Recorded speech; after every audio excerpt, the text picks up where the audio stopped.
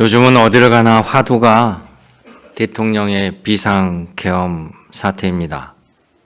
또 이 시기에 노벨 문학상을 받은 한강 작가의 이야기가 묘하게 우리의 마음을 울립니다. 한강 작가는 비상계엄 하에서 벌어진 5.18 광주 민주항쟁을 다룬 소설을 썼습니다. 소년이 온다라는. 이 한강 작가는 그때 그 글을 쓰면서 이런 질문을 가지고 책을 썼다고 해요. 과거가 현재를 도울 수 있는가? 죽은 자가 산 자를 구할 수 있는가? 그런데 놀랍게도 5.18의 죽은 자들이 교훈이 되어서 2024년 12월 3일 비상계엄을 국민들은 국회로 뛰어나가 막았습니다. 즉 과거가 현재를 도왔습니다. 죽은 자가 산 자를 구할 수 있는가? 여러분, 이것이 바로 기독교의 정신입니다. 예수 그리스도의 구원입니다. 2000년 전 베들레헴에서 태어난 예수께서 나를 위해 오셨고 나의 죄를 위해서 십자가에 죽으심으로 그 과거가 오늘 나를 구원의 길로, 생명의 길로 인도해 주시는 겁니다. 그래서 우리 12월은 바로 은총의 달이고 은혜의 달입니다. 구주 예수님이 이 세상에 빛으로 오신 해예요. 오신 달입니다. 가장 암흑세계, 가장 어두운 세상에 소망으로 오셨습니다. 희한하게 격변일은 꼭 12월 달에 벌어지는 것 같아요.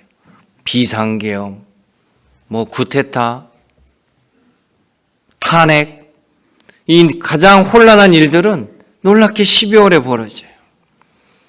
그럼에도 불구하고 우리에게는 소망으로 빛으로 오신 예수님이 계시다라는 사실이에요. 여러분, 온 인류의 희망으로 예수께서 오시는 그 성탄일. 그러나 그 사실을 깨닫고 예수님을 영접한 사람은 소수에 지나지 않습니다.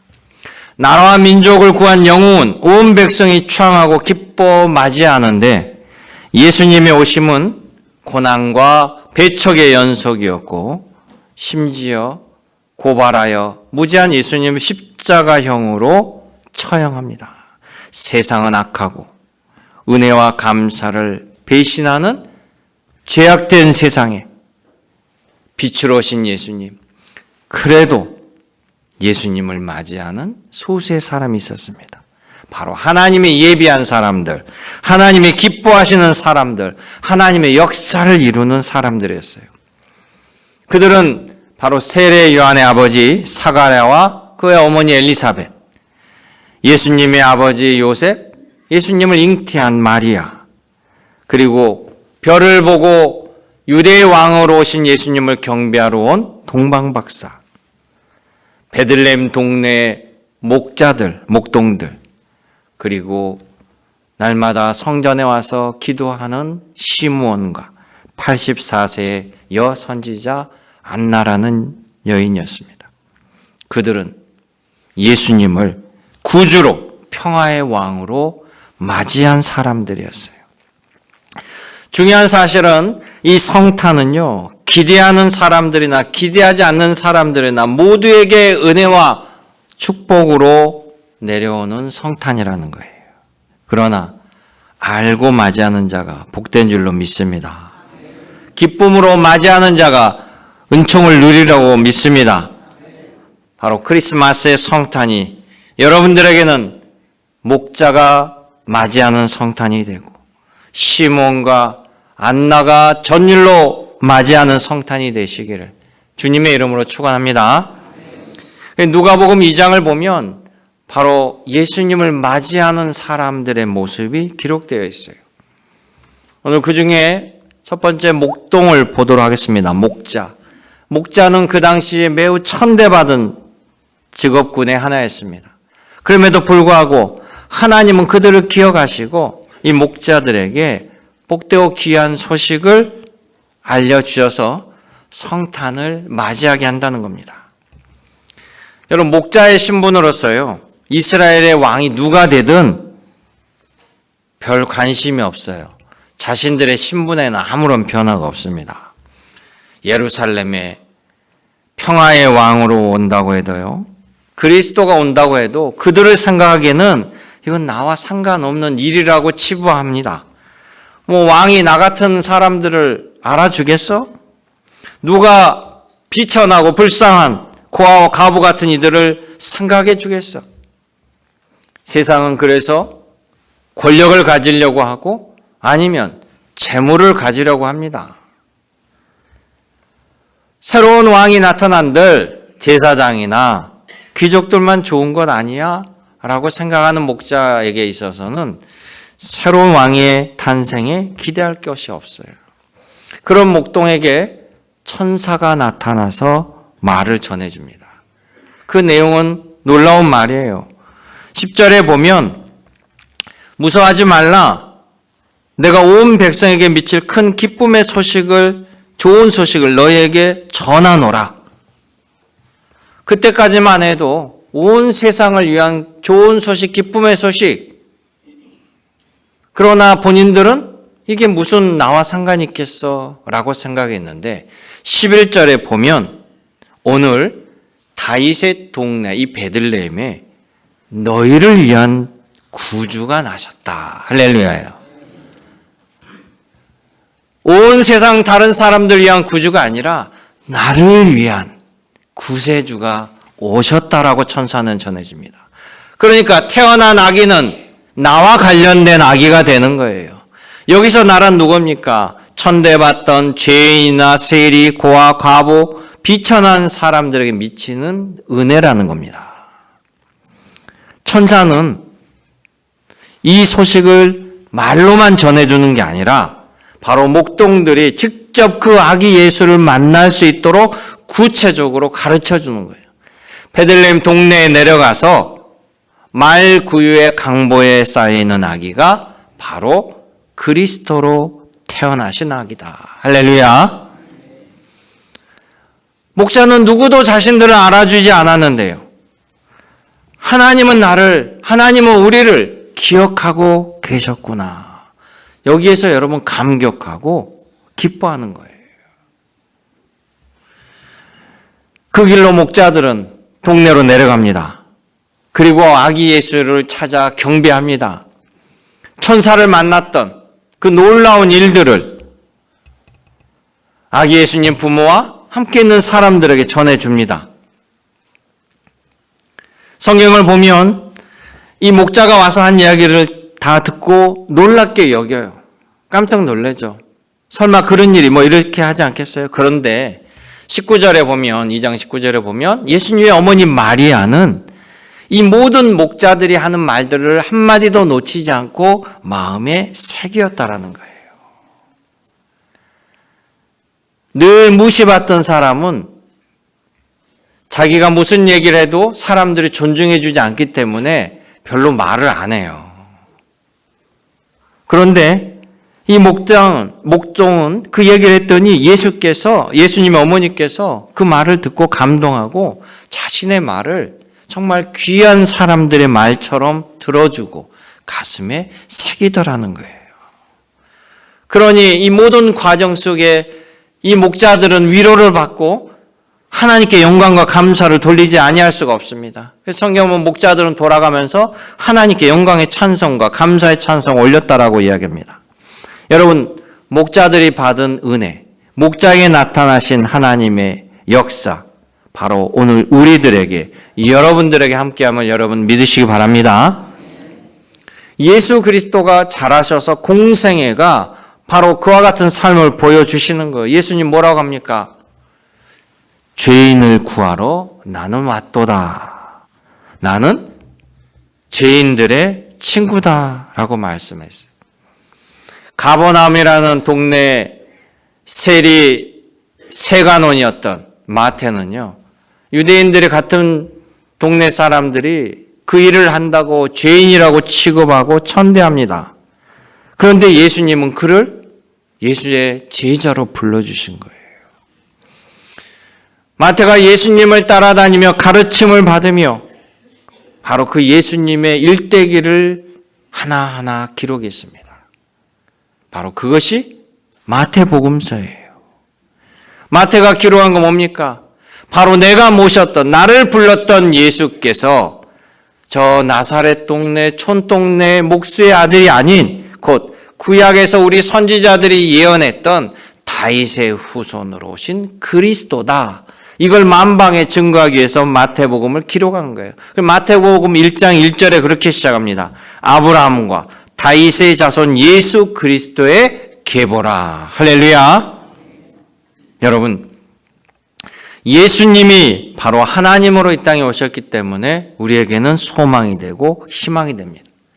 아무리 여러분 어렵고 힘들어도요,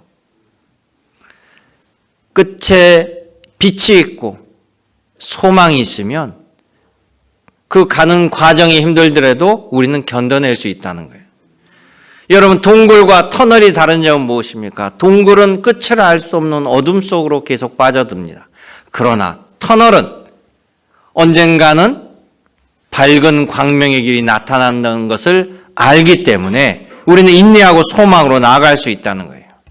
여러분 삶 속에 오늘도 함께 하시는 주 예수 그리스도를 바라보시며 소망의 빛으로 쓰는 예수님의 은혜와 은총이 여러분 심령에 가득하시기를 주님의 이름으로 축복합니다. 두 번째는 이 시므온이라는 할아버지를 통해서 보도록 하겠습니다. 하나님 나라가 이 땅에 이루어지기를 늘 기도하고 의롭고 경건하게 살고 있는 바로 시므온에게 다가온 성탄입니다.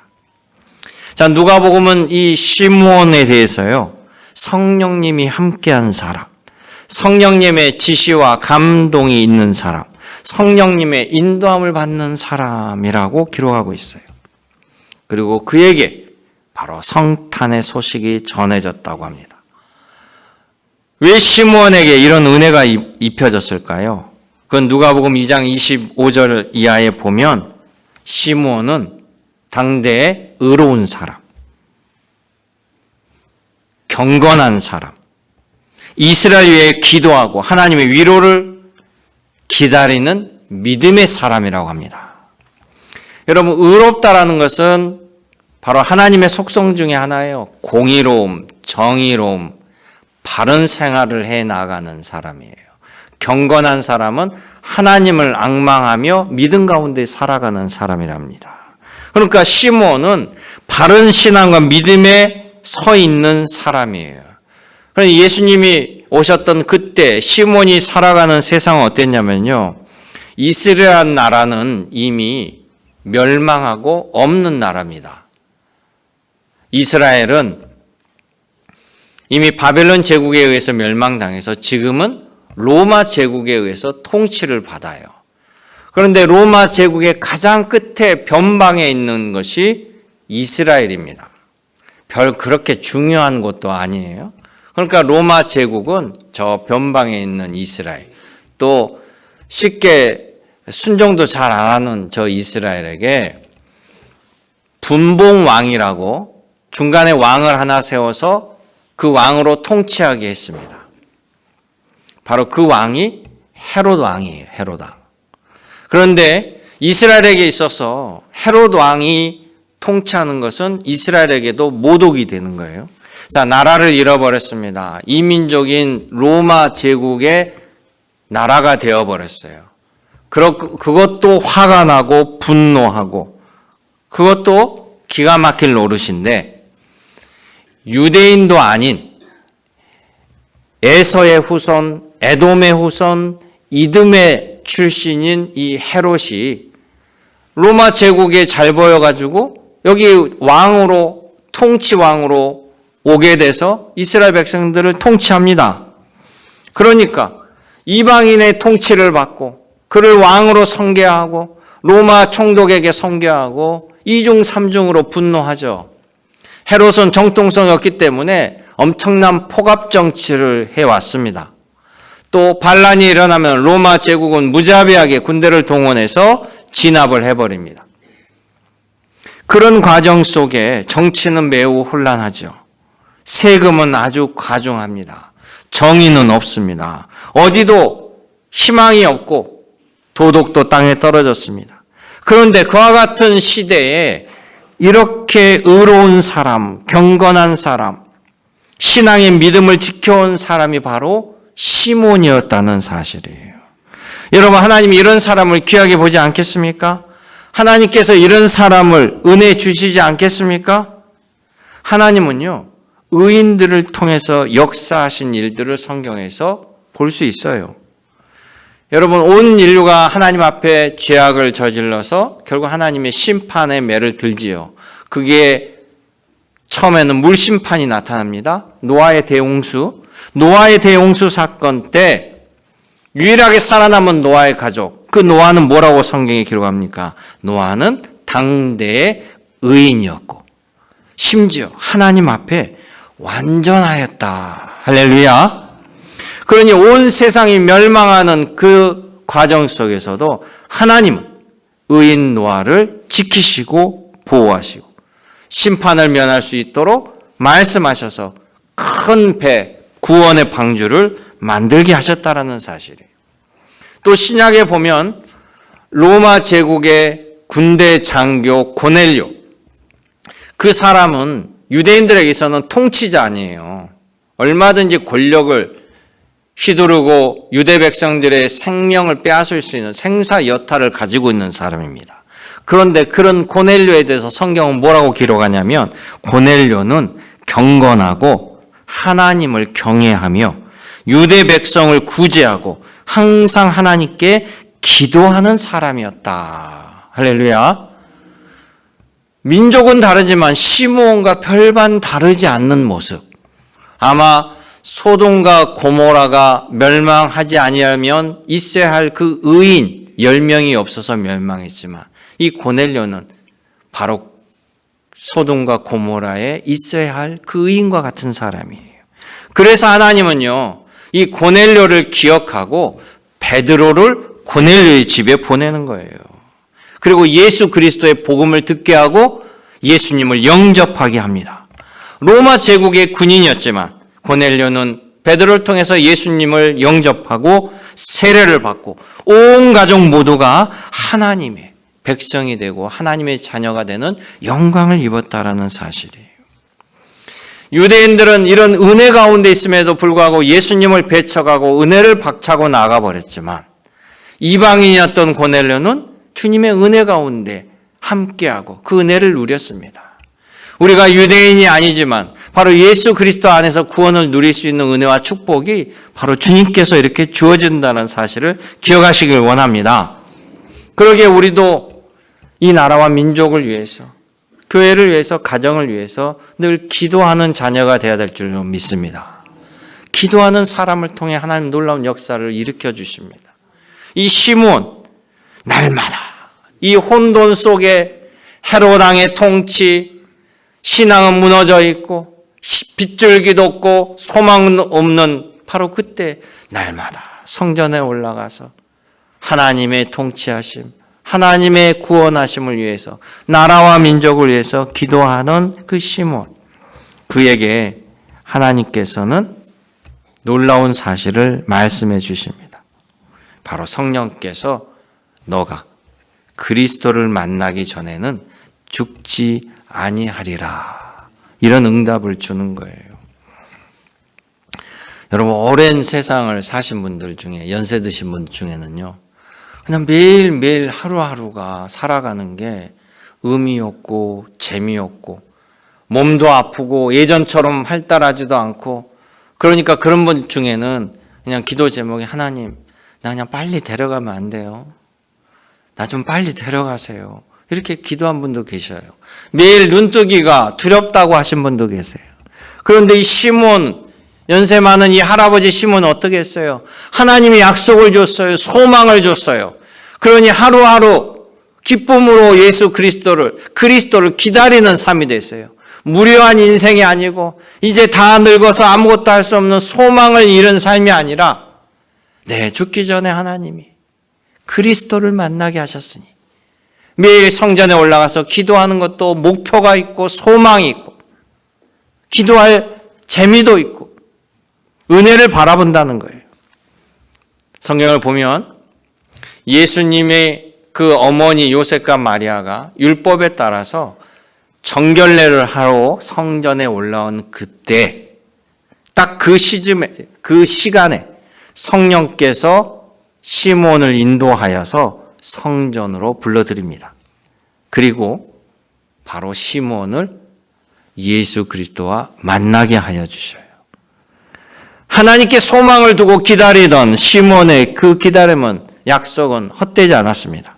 아기 예수님을 보자마자 메시아임을 알게 돼요. 그래서 시몬은 예수님 어머니 마리아에게 부탁해가지고 아기 예수를 안고 기도를 합니다. 그게 바로 2장 31절에 나와요.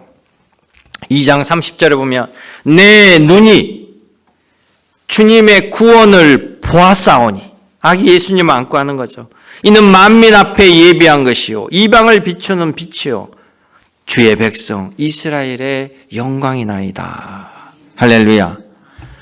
여러분 시므온의 생활은 믿음과 신앙의 삶, 하나님을 사모하고 기도하고 간구하는 삶이었기 때문에 그 어렵고 온탁한 시대지만 하나님은 성령께서 그와 함께 하시고 응답하시고 은혜 위에 은혜를 부어주셨다는 사실입니다. 사랑하는 성도들, 여러분도 그런 은혜를 누리시기를 원합니다. 성경에 보면 야곱을 보세요. 야곱은요, 내일 일을 모르는 상황 속에서 형 에서를 피해서 도망자의 삶을 살아갑니다. 도망하며 노숙하며 얼마나 근심걱정, 두려움, 앞의 일들은 전혀 예측하지 못한 상황 속에서 그가 할 수 있는 일이란 오늘도 살아계시고 어제도 살아계시고 내일도 살아계시는 창조주 아버지 하나님께 의지하여 기도하는 것이었어요. 그때 하나님은 간절히 기도하는 그에게 꿈으로 역사합니다. 내가 너와 함께 하리라. 너가 반드시 이곳에 돌아오게 하리라. 하나님 약속을 주시는 거예요. 나중에 그 약속대로 돌아오게 되죠. 돌아오게 됐는데 에서 형이 자기를 죽이려고 하는 상황은 전혀 바뀌지 않았어요. 그때 야곱이 어떻게 했습니까? 야복강가에 가기 전에 하나님께 또 기도합니다. 씨름하듯 기도해요. 그리고 야복강가로 가요. 성경에는 천사와 씨름하였다. 하나님께 간절히 간구할 때 하나님의 놀라운 응답과 역사가 함께했다라는 거예요. 그러니 야곱에게 있어 그의 미래의 소망, 그의 모든 삶의 핵심은 하나님이었어요. 하나님이 소망이었어요. 하나님이 나의 아버지 되시고 하나님이 나의 방패가 되시고 하나님이 나의 구원의 모든 것이 된 것입니다. 바로 그 소망으로 예수님은 우리에게 오셨습니다. 이 성탄절은 바로 소망이 현실이 되는 거예요. 소망이 은총으로 역사하는 겁니다. 여러분 모두 다 우리 주님께 소망을 두고 간절히 기쁜 마음으로 성탄을 맞이하셔서 하나님의 예배한 은혜와 분복을 누리시기를 주님의 이름으로 축복합니다. 지금도 세계는 전쟁 중에 있습니다. 러시아, 우크라이나 또 북한까지 참여해서 예전의 상황과는 많이 다른 상황이고 우리나라도 안전이 녹록지 않은 상황입니다. 또 중동 지역도 그러고요. 그런데 여러분 2차 세계대전은 말 그대로 전 세계가 전쟁에 휩싸인 겁니다. 그래서 세계대전이에요. 그때 일본은 이 동남아를 다 석권하고 쑥대밭을 만들고 미국과도 전쟁을 벌였죠. 이 일본이요, 동남아 중에 영국 식민지였던 이 싱가포르를 침공합니다. 이 싱가포르에 있던 영국 군인들이 이 일본이 쳐들어오는데 속수무책으로 당해버려요. 일주일 만에 항복을 해버립니다. 근데 일본은 아주 무자비하고 잔인했어요. 우리가 알고 있는 전쟁의 신사도 그런 거 없습니다. 아주 영국군들을 무자비하게 다루는데요. 당시에 라오스하고 태국 사이에 있는 콰이강의 다리를 철도를 놓는 다리를 건설하는데 이 영국 포로들을 투입하면서 수많은 영국인들이 그 혹독한 작업에 의해서 죽어나가요. 그런데 이 일본 군대가 이 싱가포르에서 콰이강을 다리를 건설할 때 외부 소식이 이들에게는 단절돼 있었어요. 그러니까 일본 군들도 본국이나 이런 연락망이 무너져서 알 수 없었고 포로들은 더더욱 알 수 없었죠. 그런데 일본 군인들은요, 천황이 뭡니까? 하나님의, 그러니까 하늘의 아들이 천황 아니에요? 천황이 한 전쟁은 절대 질 수 없었다라는 이런 신념을 가지고 있어요. 완전히 세뇌죠. 그러니까 자기네는 질 수가 없다라는 생각을 가지고 있는 거예요. 이제 그 포로들 가운데 통신장교가 한 사람이 있었는데 이 통신장교가 어렵게 부품을 구해가지고 라디오를 조립을 해요. 외부 세계 소식을 들을 수 있도록 라디오를 조립해가지고 같은 포로인 병사에게 그 라디오를 줍니다. 그러니까 병사들은 밤에 몰래 막사해서 외부 소식을 유일하게 듣는 게 희망인데 거기에 소식을 들었더니 미국이 일본의 히로시마와 원자탄을 터뜨리고 이 전황을 알게 돼요. 그러니까 그들은 희망을 얻게 되는 거죠. 그런데 이 라디오가 발각이 됩니다. 일본군들이 그 라디오를 갖고 들은 사람들을 혹독하게 고문하면서 누가 이거를 만들었냐부터 해서 이 가지고 들었던 사람을 다 죽여요. 결국 이것을 만들었던 영국 통신장교가 붙잡혀서 고문을 당합니다. 그러면서 들은 소식이 뭐냐라고 캐물어요. 그때 이 통신장교 이야기합니다. 너희 나라는 졌다. 영국군의 잠수함이 일본군의 항공모함을 침몰시켰고 미군이 핵폭탄을 일본에 투하해서 쑥대밭이 됐다. 일본은 항복하였고 너희는 이제 갈 곳이 없다. 이제 영국군이 이곳에 올 것이다. 그만 잔인한 전쟁 범죄를 멈춰라. 근데 일본 군인들이 한 사람도 그 말을 믿지 않습니다. 더 죽도록 두들겨 패고 더 심하게 혹독하게 다룹니다. 결국 이 통신장교의 말은 현실이 됩니다. 영국군들이 와서 이들을 해방시켜요. 나중에 영국군 포로가 세월이 흘러서 과거를 회상하면서 이런 고백을 해요. 그 지옥 같은 참혹한 상황에서 버틸 수 있었던 것은 하나님이 도우사 라디오에서 들려오는 승리의 소식, 희망의 소식이 있었기 때문에 끝까지 버티고 살아남을 수 있었습니다.